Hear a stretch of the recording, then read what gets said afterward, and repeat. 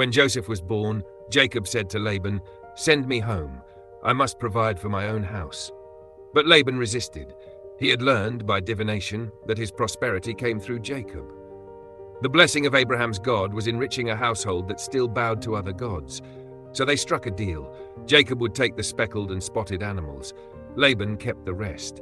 It looked like a bargain in Laban's favor. But God was with Jacob.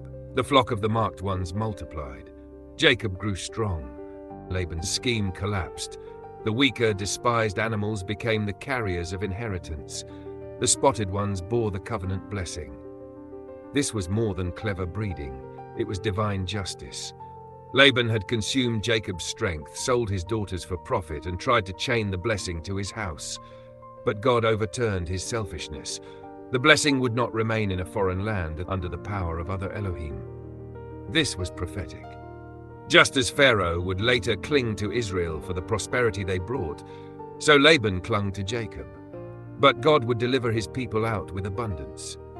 Just as the leaders of Israel would later exploit the flock, so Laban neglected the welfare of his daughters while grasping for wealth. It was the failure of a shepherd, condemned by prophets like Jeremiah and Ezekiel.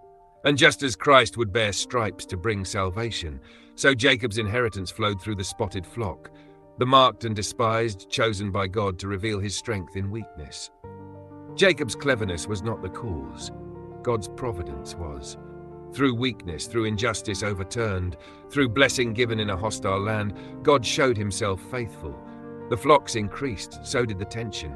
Jacob could not stay.